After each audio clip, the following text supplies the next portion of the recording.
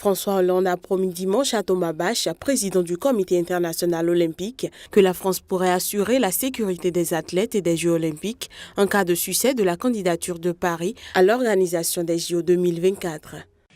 Nous voulons aussi vous rappeler, mais vous le savez, que la France est capable d'organiser de grands événements. Encore récemment avec l'Euro 2016, mais on m'a fait la liste, nous avons été capables d'organiser 40 championnats du monde et continentaux, tous sports confondus, ces dernières années. Donc nous avons non seulement les capacités, non seulement le savoir-faire, la technologie pour de grands événements, mais nous pouvons leur assurer la sécurité. Une expertise dans l'organisation des grands événements qui, selon le président français, n'est disponible dans aucun autre pays au monde. Après le vote du Brexit par les Anglais, elle avait affirmé que son pays entamera les procédures de divorce avec l'Union européenne lorsqu'il sera prêt. Eh bien, on a désormais une date. La première ministre conservatrice britannique Theresa May en a fait l'annonce dimanche. Il n'y aura pas de retard inutile pour activer l'article 50. Nous le déclencherons quand nous serons prêts et nous le serons bientôt. Nous déclencherons l'article 50 avant fin mars l'an prochain. On le sait, l'activation de l'article 50 du traité de Lisbonne est un préalable aux discussions de sortie de la Grande-Bretagne de l'Union européenne.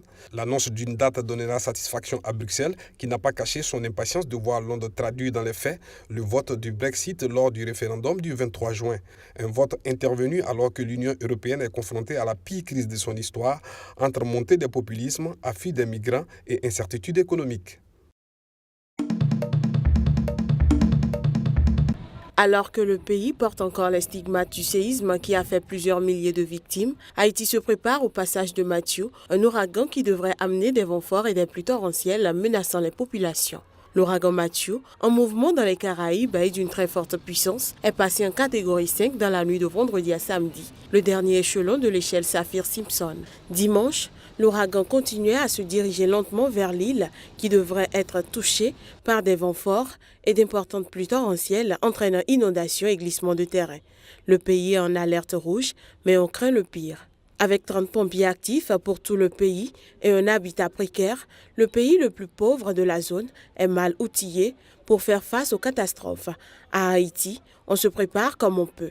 Après avoir procédé à une centaine d'évacuations préventives dans le sud, les autorités accélèrent le déploiement de médicaments et de kits d'hygiène dans les zones les plus à risque.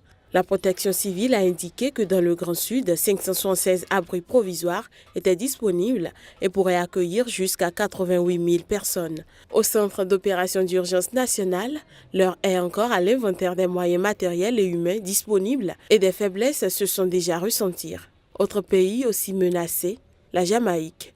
L'ouragan Matthew devrait poursuivre sa route vers le nord à travers l'est et le sud de Cuba entre lundi et mardi pour progresser vers les Bahamas et menacer le territoire américain.